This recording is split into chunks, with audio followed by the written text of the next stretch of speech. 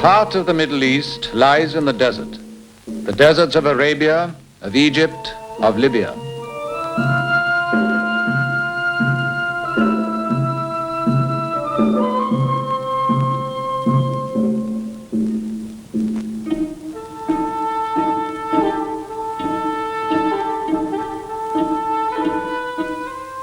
Since the Turks were driven out at the end of the First World War, the heart of the Middle East has been guarded by slender forces of British and colonial troops and a few squadrons of the Royal Air Force. In the summer of 1940, the peace of the Egyptian sky is broken. We are sweeping the Red Sea for magnetic mines.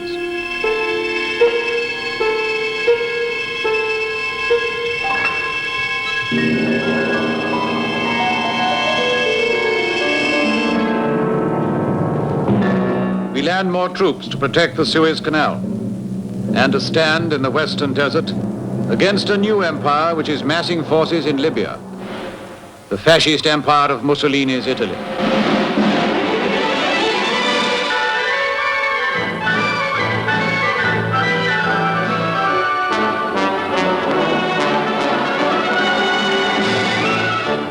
Roma, the 10th of June, 1940. Il Duce has declared war on Britain and France. Our young men are ready to join Marshal Graziani's regiments in North Africa. Il Duce will lead us from the Tiber to the Nile.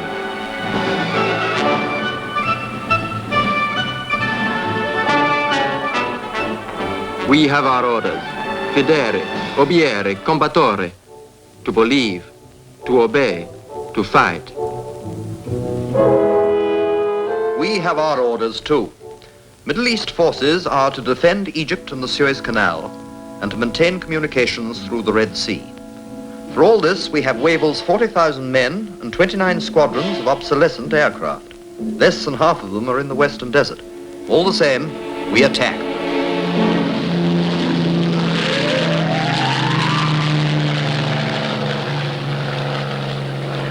December the 9th, 1940. The first desert offensive.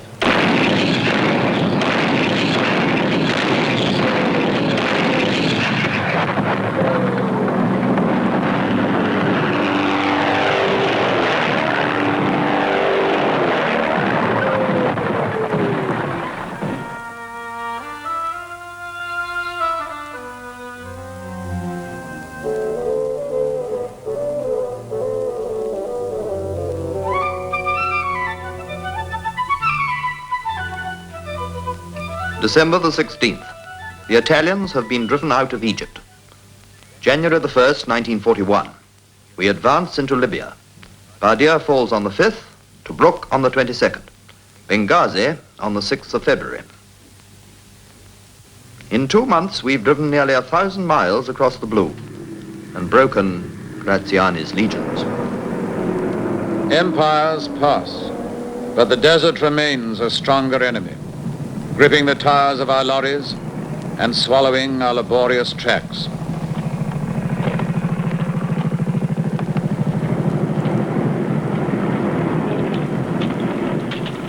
Although we've cleared the air of Italians, we have no great fleet of transport planes to carry our force forward and hold securely the victory we have touched.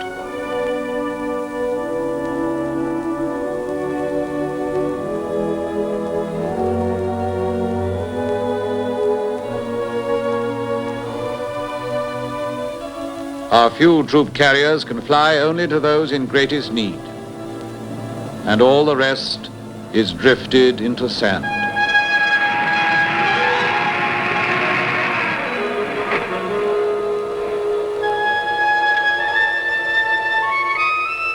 As the year turns and the Italians falter, the Germans move into the Mediterranean. Fliegerkorps 10 will be based in Sicily. Fliegerführer Afrika will have over 100 warplanes to drive the British out of Libya. Luftflotte 4 will strike down through Greece. Fliegerkorps 8 und 9 will send over 600 aircraft to invade Crete. Wird ostwärts der Höhen in diesem Raum abgesetzt. Hier liegt Adorf mit dem wichtigen Kraftwerk. 5. Kompanie hat den Auftrag, von hier aus dieses vom Feind gesicherte Werk anzugreifen und zu zerstören. Verstanden?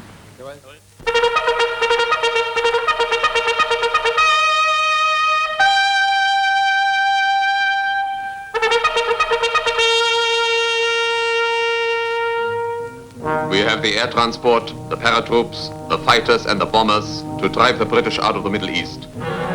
We will attack Crete on May the 20th at dawn.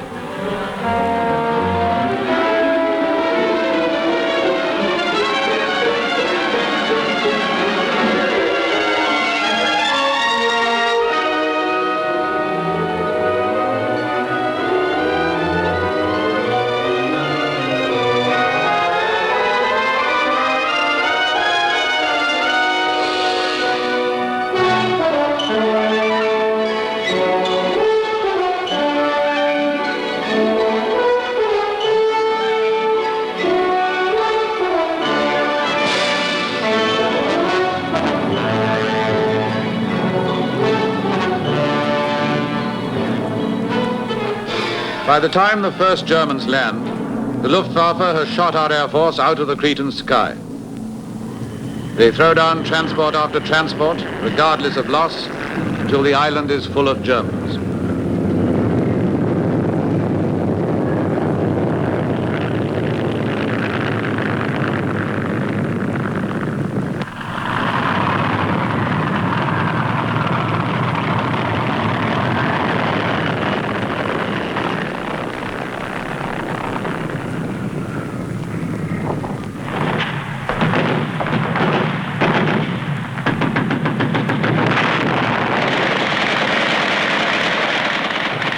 Our troops fight on with rifles and machine guns, but by the end of May, resistance is flattened out.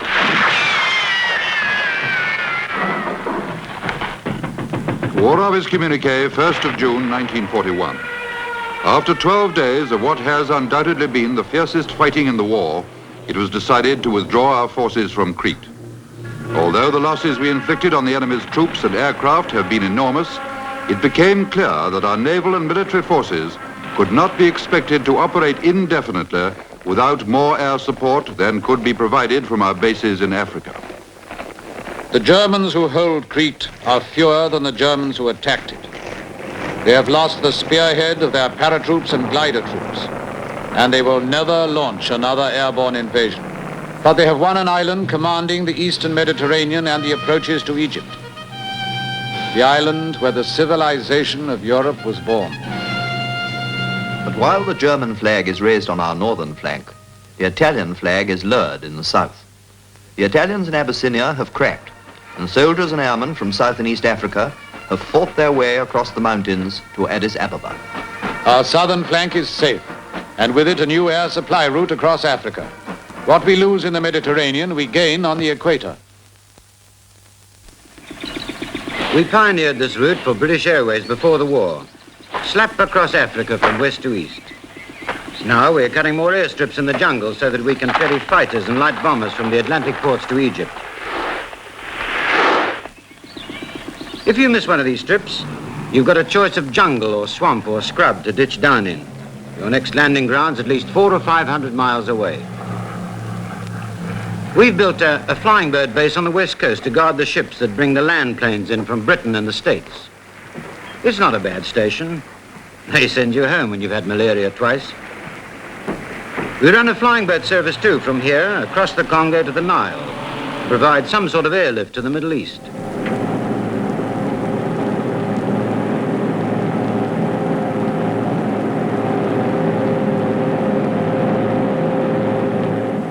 The fighters fly the shortest route, only 3,500 miles, across the Gold Coast, Nigeria, French Equatorial Africa and the Sudan to Egypt.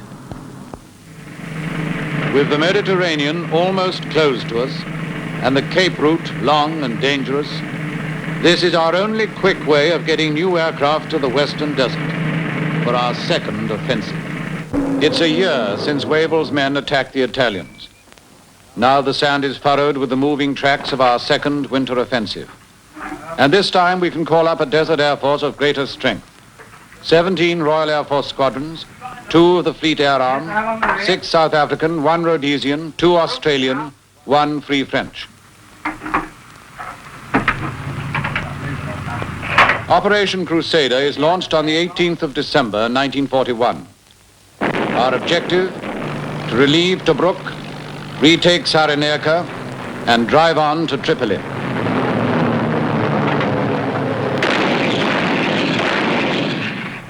Air Minister communique. Throughout yesterday, our fighter and bomber aircraft incessantly harassed the westward retreat of the enemy forces in Cyrenaica. Heavy casualties were inflicted on enemy troops, and a large number of vehicles were left in flames.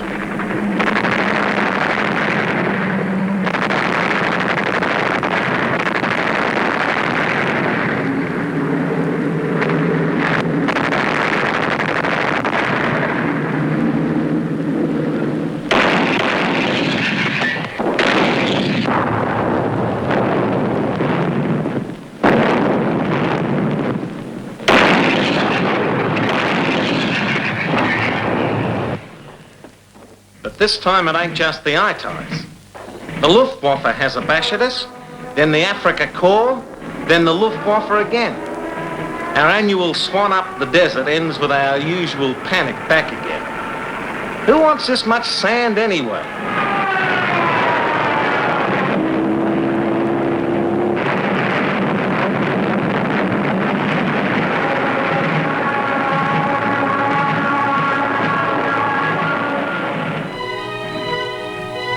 The Germans hold firm in Libya, and as another year starts, the initiative is with Rommel. And by the end of June, the 8th Army has been thrown back to El Alamein. The Afrika Korps are within 60 miles of the Nile. Now the Luftwaffe turns north across the Mediterranean against Malta, an island so small that from the air it looks like a leaf floating on an Italian lake. Here is the last link in our quickly breaking chain across Mussolini's Mare Nostrum, and our last threat to Rommel's supply lines from Europe to Africa. Here still, after 2 years of bombardment, Malta, GC. This is our city, the city of Valletta, standing around the grand harbor as it had stood for hundreds of years. In the old days, the British fleet used to anchor here, but now hardly any ships get through to us. Malta is used to being besieged, and now we are used to being bombarded. But our stocks are running low, and we are hungry for food and fighters and petrol. Last month the Spitfires came, flown in off carriers. Now the Navy are trying to bring more fuel and ammunition for them and more food for us. The Germans and the Italians will stop them if they can, for they know that without them we cannot go on.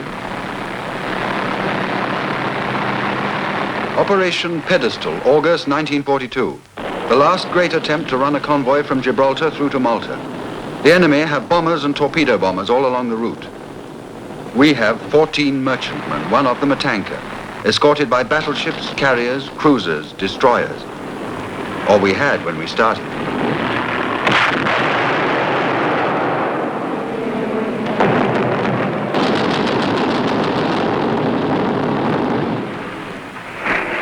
Of our 14 merchantmen, only 5 reached Malta. One of them, the tanker, the Ohio, sinking and lashed between 2 destroyers. 9 merchantmen, 4 warships, 18 aircraft are the price we've paid for this landfall. But now Malta can live and fight again.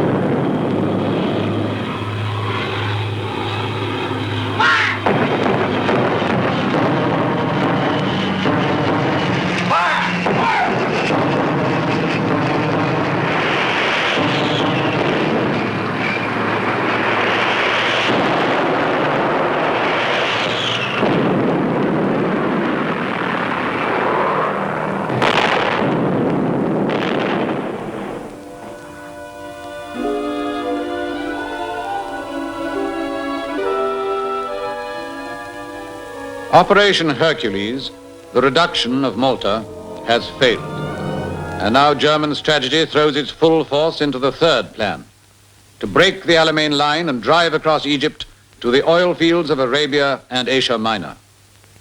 In all this long battle for the Middle East, oil has been the one strength we have never lacked, and oil has become the god of war, without whom we cannot fly or drive or fight. Here it comes easily to us, but not to the enemy who has to drain his small supply from Europe and carry it across the Mediterranean to his desert forces for the last round in the Middle East. Here in Cairo, a miracle has happened. Rommel has been stopped, and in the autumn of 1942, we are planning our third and strongest winter offensive. In this attack lies our last hope of defense. You can tell something pretty big's brewing up when Winston Churchill looks in on you. The old man would hardly visit the Middle East just now for the fun of it. And he's been changing the high command around too. They even say the three services have promised to fight on the same side in future. At GHQ now, we've a general called Alexander, an admiral named Harwood, and an air marshal, Tedder, all on speaking terms. Our strategy now is built on an army 160,000 strong and an air force of 1,500 planes. In the desert, the ground and air commanders, Montgomery and Cunningham, combine their two headquarters for a single effort. As the new army prepares to march, the Desert Air Force prepares to fly ahead of it.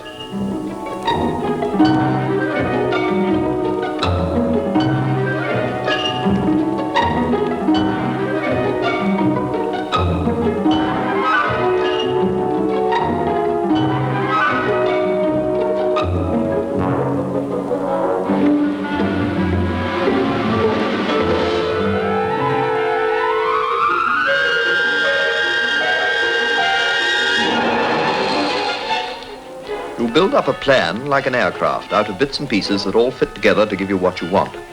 What we want now is to deny Rommel the force to stand up to the 8th Army, and we've started that already. 201 Group is briefed to shoot up every enemy ship it can find in the Eastern Mediterranean and bomb the sea routes to Rommel's front. This is the first part of the plan.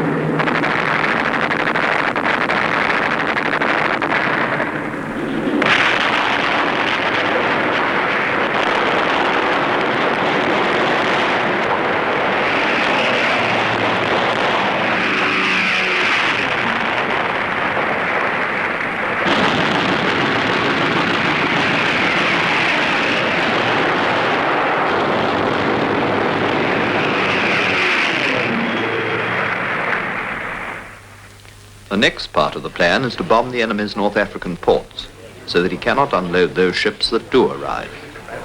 A gang of the U.S. Air Force found itself in the Middle East when they were wanting bombers here. So we stayed on, and now we do the mail run to Benghazi most nights with the British. We take off in the afternoon and land back next morning. It's kind of a long round trip, but we're getting to know the way by now.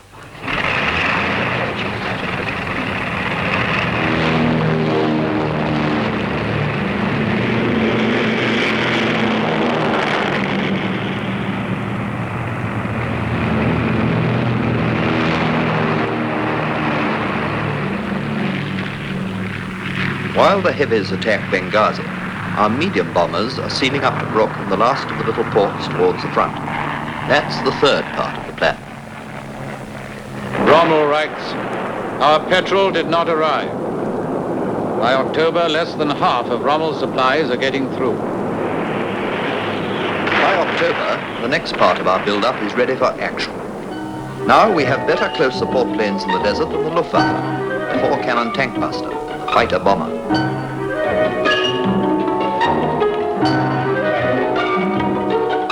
Now we have a force of medium bombers that flies all day across the enemy's lines and breaks up his concentrations as they fall.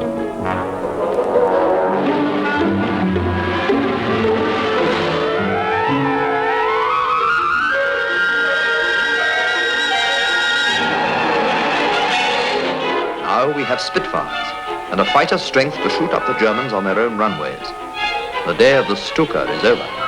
Now we can write a different history in the desert.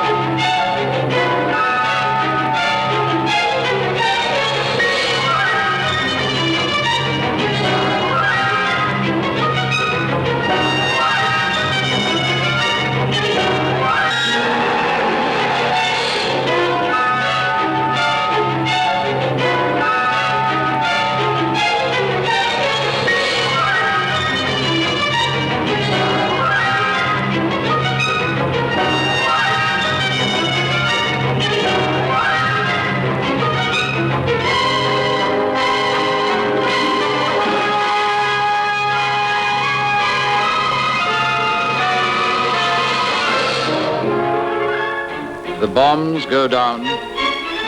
The fighters stand by for their last patrol as night falls. And two opposing armies share the peace of the desert.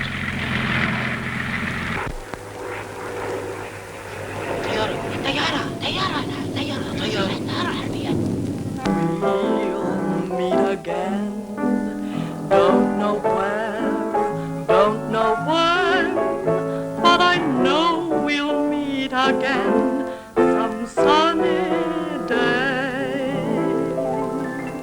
The date is October the 23rd, 1942. The place, El Alamein.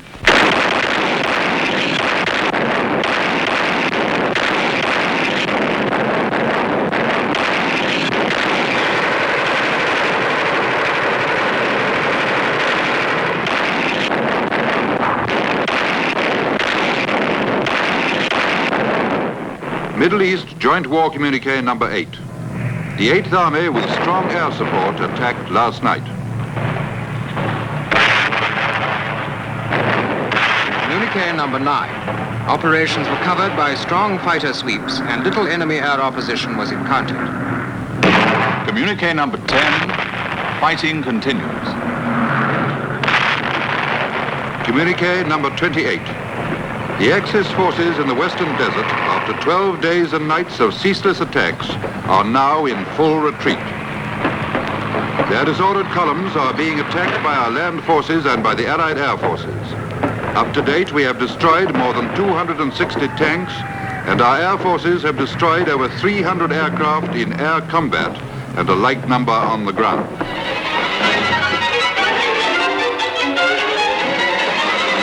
This year, the desert journey goes faster and further. Mersa Matruh, Tobruk, Benghazi, El Agheila, Marble Arch. In December, the 8th Army passes through Mussolini's triumphal gateway into the province of Tripoli. and with them an advance wing of the Desert Air Force.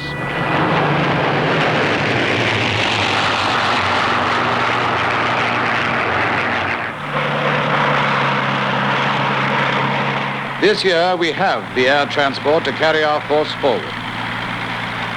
This year we'll have Christmas in Tripolitania.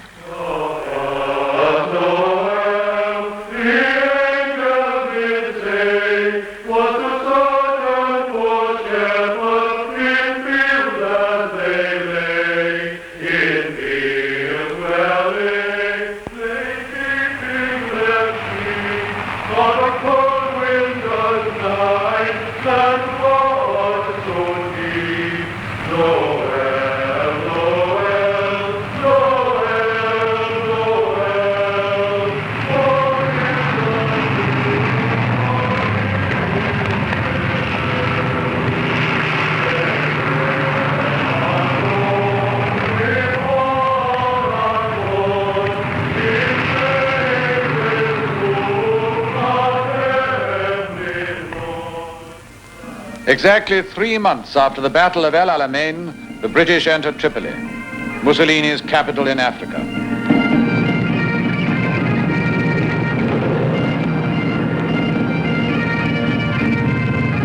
The Middle East is safe at last.